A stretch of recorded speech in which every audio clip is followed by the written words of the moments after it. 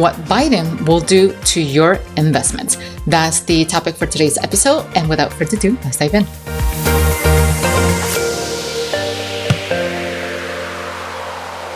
Hello everyone, and welcome back to another episode at Novarise Invest. If this is your first time tuning into this channel, well, let me tell you, this is your channel for real estate education. So this is the first episode of the month, and what we're going to do is to go over a quick recap of everything that has been going on in the month of January and use that information to help you make better decisions on the following weeks coming forward. And without further ado, what we're going to do is to jump right straight into the presentation. So what we're going to do is to take everything from a macroeconomic standpoint and do the analysis all the way from the broader spectrum, and we're going to bring it all the way down to the local points and see why do we want to do that? Because like I said before, real estate is very localized. It's not something that you can actually generalize to the entire nation. It changes depending on the area that you're looking to invest. So in order to get that done, what we're going to do is we're going to look at various topics, various areas that are going to help us get a complete scenario, a complete picture of the macroeconomic standpoint. So for that, what we're going to do, we're going to talk about politics and economy. Now, I just wanted to make something clear. We are a neutral channel. We're not pro-Biden, we're not pro-Trump or anything like that, because we've gotten a lot of comments from prior episodes where we talk about the Biden tax code. We're just simply here to inform, because at this point it is January 27th. That's the date that we're actually recording this episode. And the inauguration happened on January 20th. So at this point, it seems like Biden, it's pretty much set in the White House. And what we can do at this point is just simply take a look at what his agenda has to offer and how we as individuals and as investors can take the most out of it and hopefully tap into the benefits that any of his plans could offer us. So for that, like I said, what we're going to do, we're going to briefly talk about the Biden agenda, followed by the composition of the Senate. And we're going to give you a little bit of an update of what's happening with the eviction moratorium and what does it mean for you as a real estate investor and also as someone who could be renting right now.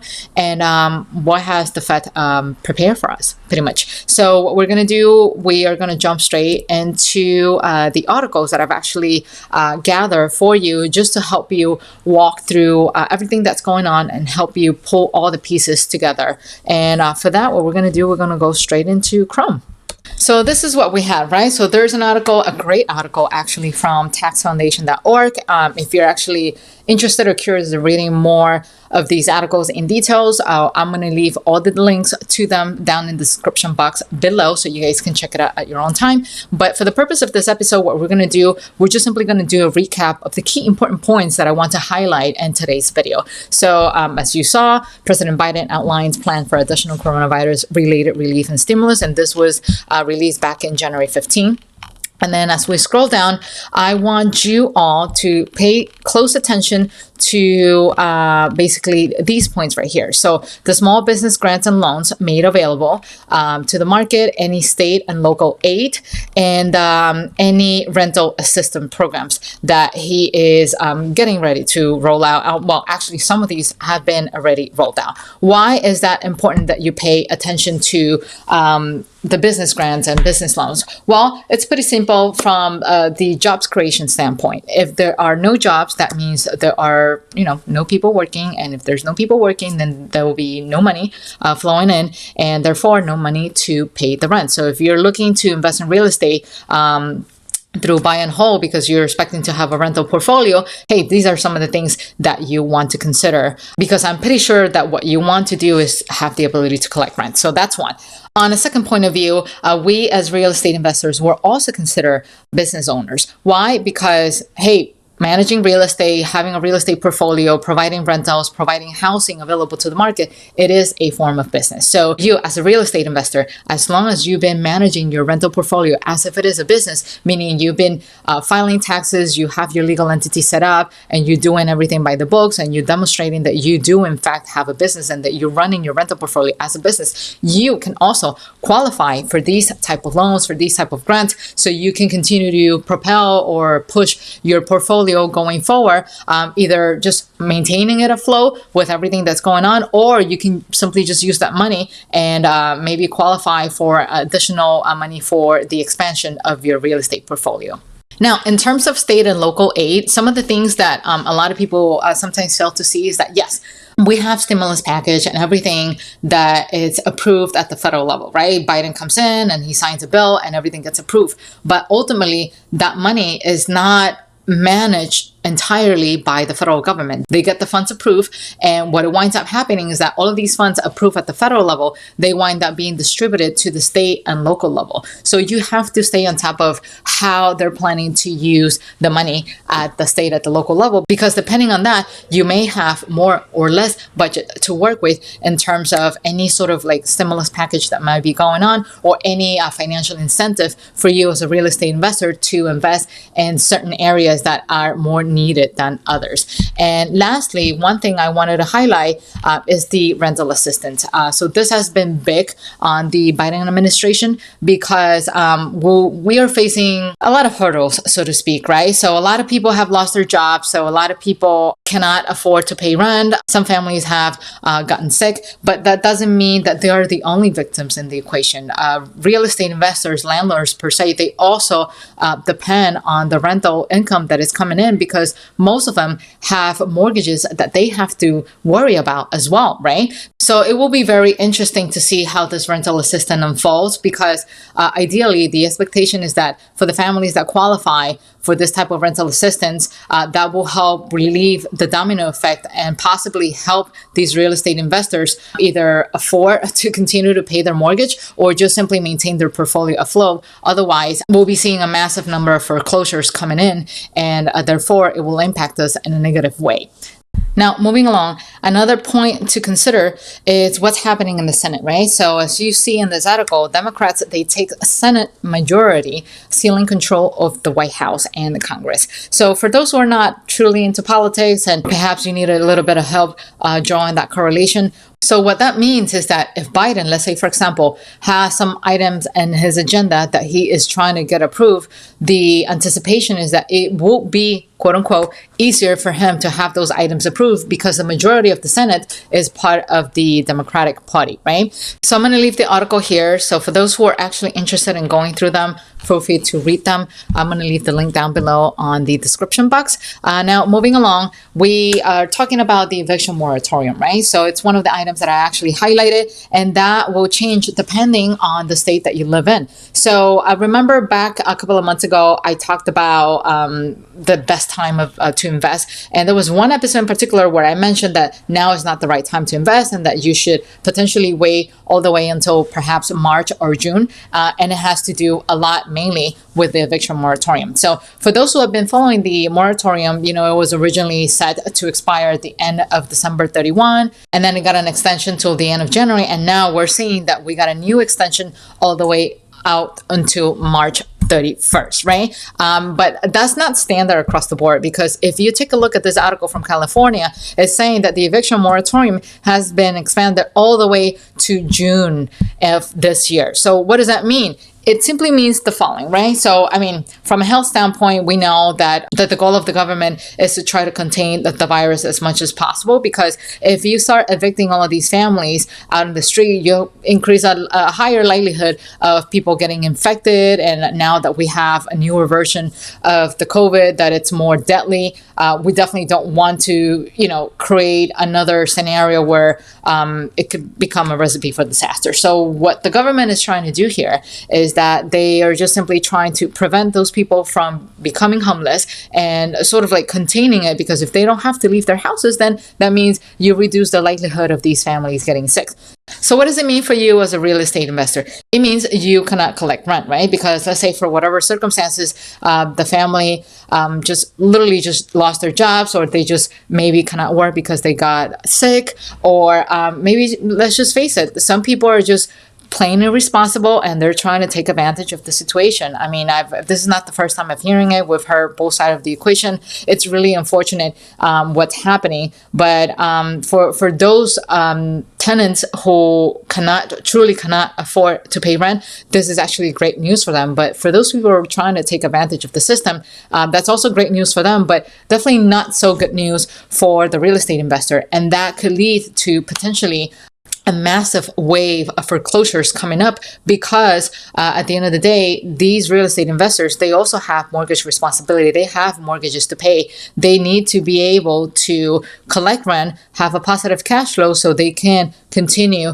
to meet their financial responsibility with the bank that had extended the mortgage. So depending on the state that you are, maybe your funds or your savings could still be enough. Maybe you qualify for an SBA loan, and that's helping you to, survive all of these rough days all the way until March 31st. But if you're in a state like California, for example, you might not have enough savings. You might not be able to last all the way until June. And that's why I am anticipated that potentially somewhere between March and June, you can start seeing that massive wave of foreclosures coming up. But hey, it's all TBD. Why? Because we don't have a magic ball, unfortunately, that could tell us what happens to the future. All we have left is to continue to monitor everything that's going on. There could be a chance that, hey, maybe the Biden administration decides to have another eviction moratorium and extend it for another 3 months, so to speak. So it's all a matter of like, well, let's see what's happening, right? And now moving along to the next article that I wanted to talk about is the one about the Federal Reserve, right? So we are on January 27. This episode is being released in the first week of February, I know. But the reason why we record this a couple of days in advance is because I want to give my team enough time to edit this episode so that you can enjoy the nice edition and everything is free and clear of bloopers that I might have as I'm recording this. So this episode was released on January 27, and as you can see in the title, Fed holds policy steady as economy stumbles. Official leaves interest rates near zero and continue bond buying to bolster growth.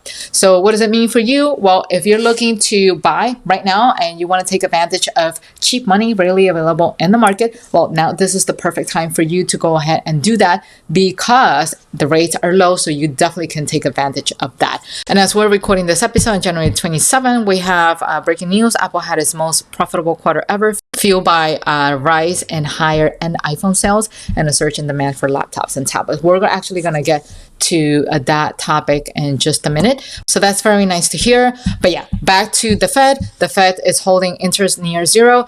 Things are keeping steady because the ultimate goal of the Federal Reserve is to increase inflation in the long run. And we're going to get to that point in just a minute. And what we're going to do now is just going to go back to the presentation so we can further discuss the next point that I wanted to cover today. And that is the impact on our investment. So for this chunk of the video, we're going to talk about what's going to happen to the housing prices thanks to everything that's happening over here, right? So housing prices, we're going to talk about the boom of the southern states, particularly Florida, Arizona, and Texas. We're going to talk about the potential oversupply in rentals right now, and also talk about the potential oversupply of houses for sale in the near future.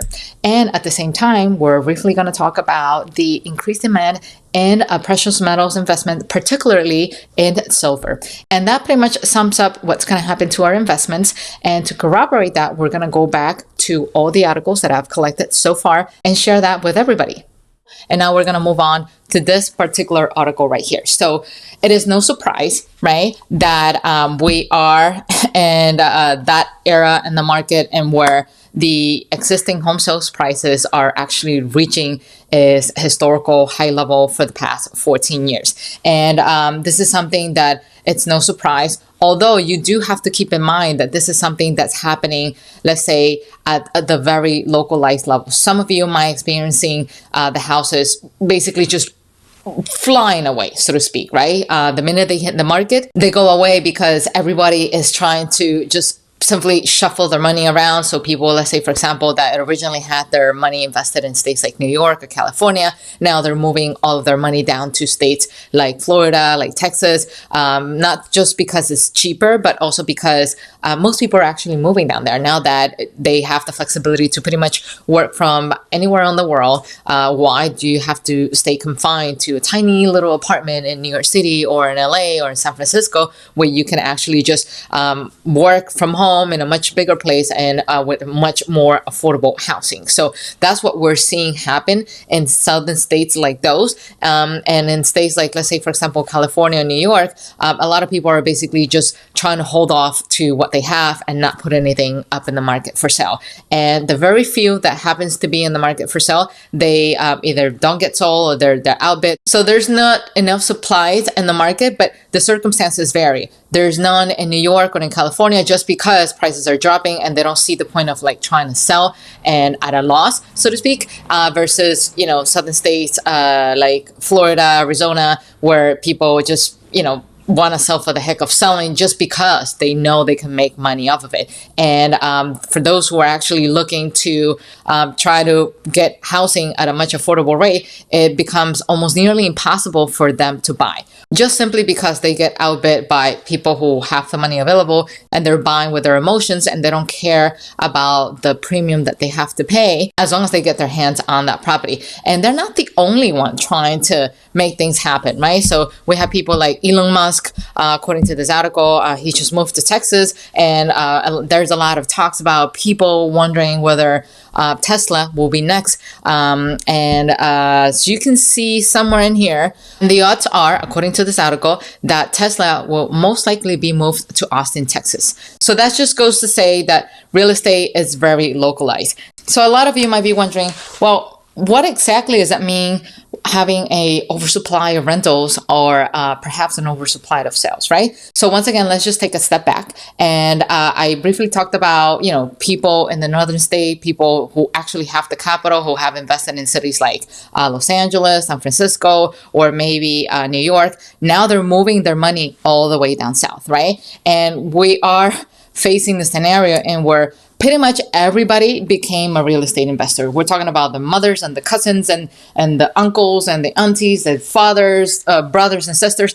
Everybody in the world all of a sudden owns a rental property in any of those states, right? And so what's going to happen is that we're going to get such a big supply, such an increase in supply of rentals readily available that we might run into a scenario and where we're not going to have enough people who will want to rent those properties. Why? Because interest rates are actually low. So if you were given the chance between renting and buying a property, most likely you will go with the buying route, with the purchasing route, because, hey, at the end of the day, we all want to be homeowners. We all want to own a piece of a home, something that we can call, hey, this is part of my legacy. This is part of what I have.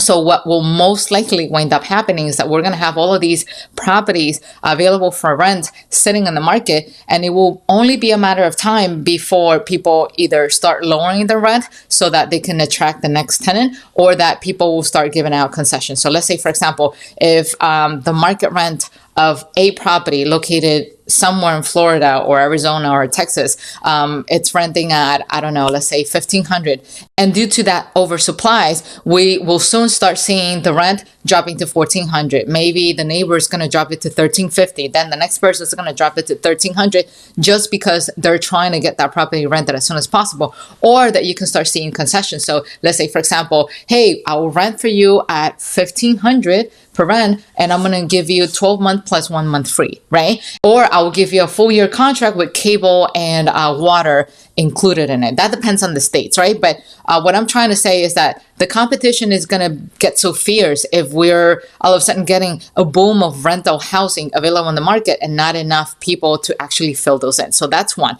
So for those who were lucky enough or fortunate enough to be able to invest in those property cash, you're doing great, you're doing excellent, so you don't have anything to worry about. But for those who happen to invest in a rental property in any of those areas using a mortgage, using debt, right? So what will most likely wind up happening is that there's going to get to a point where you're going to have to choose between getting that property rented at a loss or just not renting it at all, which none of those scenarios are ideal. Why? Because if you wind up falling for that competition to see who's going to wind up offering a property at a lower rent just because you want to rent it out, what's most likely going to happen is that you could end up with a negative cash flow. So let's say, for example, if your mortgage every month is $1,500 a month, and all of a sudden you find out that you cannot rent that property for $1,500, that the most that you can get out of it because of that competition, because of that oversupply, the most you can get out of that property is $1,350. Now we're talking about a negative $150 short in cash flow. So that means that every month you're going to have to put $150 out of your pocket in order to meet that responsibility, just because the rent is not making enough for you to cover that mortgage. And that's not an ideal scenario. Imagine if you are in a situation where you wind up losing your job, or where, let's say in cases like this where people are not paying the rent, you're going to find yourself in a much more difficult situation to deal with. And that will ultimately lead to a foreclosure or having to apply for a mortgage forbearance program, which in other words, in the future can translate to a potential foreclosure. And that's what I mean by you can either having a oversupply of rentals today, right? That could potentially lead to massive foreclosures in the future, and then wind up having massive sales and lots of properties hitting the market around that time frame. So once again, we're talking about somewhere around March. And these are only circumstances assuming everything stays the same, that the moratorium that has been extended till March actually ends in March, and nothing else changes. But if the Biden administration comes in and decides to extend the moratorium another 3 months or another 6 months, or decides to provide another round of stimulus, whether it's for small businesses or any additional type of rental assistance, all of this could potentially change. And that's why it's always important to monitor the market and be flexible about it, which leads me to my next point, and that's the increase in demand in metals. And for that, we're going to get back to this article, right? So there's one article that I found online that specifically talks about silver in general. So this is an article by Gold Silver, and it's actually quite interesting. You should definitely check it out. So the author of this article has a very interesting title for it. So it's called Inauguration Day Isn't for Biden, it's actually for silver. And as you scroll down, there is a part that is actually quite interesting. Why is this important? Why do you care about precious metal? Well, the Biden administration has made it very clear that they want to go green, that we want to push as many electric vehicles as possible. We want to create houses with as many solar panels as possible. We want to go green. We want to protect our planet. We want to prevent pollution and anything that has to do with the concept of green. So if you look into this article, there's this one particular paragraph that really caught my attention. The average internal combustion engine, ICE, vehicle uses an estimated 15 to 28 grams of silver per vehicle. But an electric vehicle, EV, uses 25 to 50 grams of silver per vehicle. So manufacturing an EV requires nearly twice as much silver. This might not sound like a lot, but the Silver Institute estimates that the automobile sector will gobble up as much as 90 million ounces of silver annually by 2025. So what does that mean for you as a real estate investor?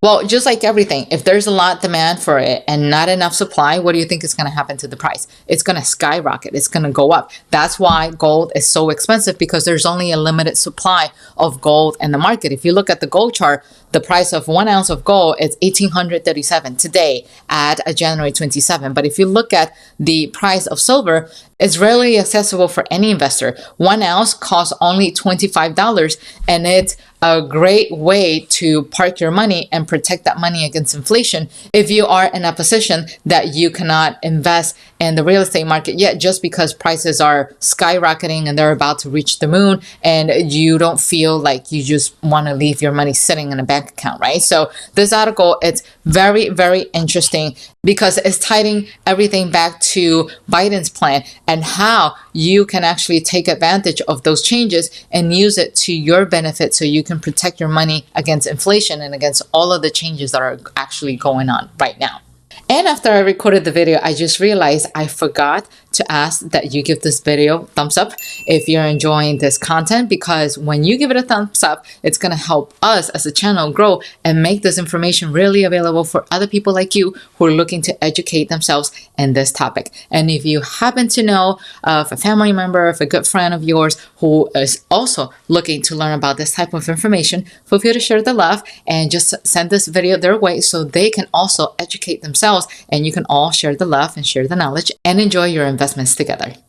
And now back to the presentation. You might be wondering, okay, so with all these changes, with anything that's happening at the macro level, anything that could be happening at the micro level, what can I truly anticipate happening? Well, as we saw, it is very clear that the interest rates are going to remain low. And while that could be great for people who are trying to qualify for additional money, for funding, they want to get their house on cheap money, that could have potentially not so good outcomes at the end of the day, because in the long run, if we keep interest rates low, what it's going to happen is that the prices are going to start rising. That's the goal. That's what the Federal Reserve is trying to do, is that they're trying to create inflation, right? They want to get to high inflation. So what does that mean for you? How does that translate to what you're looking to do? So it's very simple. Let's say, for example, you look at a house at $200,000 in January. That same house, you wind up financing and you're getting an excellent rate. Let's talk about, let's say 3.5 interest rate annually. You got that rate, you lock it up, that's great. And as you fast forward it to July, you're realizing that that very same house, which cost you $200,000 in January, it is now $300,000. So it translates to, hey, you're getting cheap money. You're actually paying for a $200,000 house that is now worth $300,000, but you got your rate locked at a very, very low rate for the next beautiful 30 years of your life.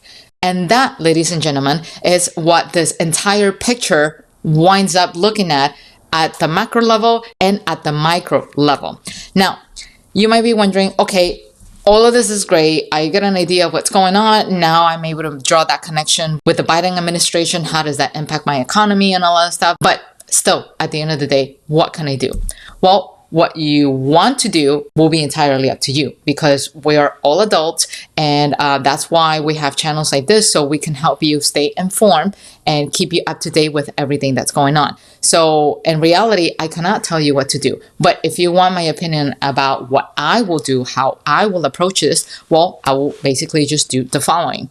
I will definitely not leave my money in the bank account, because you're just losing money, right? You're losing money. Why? Because the Federal Reserve is trying to create inflation. You're getting what, like 0.00 something of an annual rate if you put that money towards the savings account.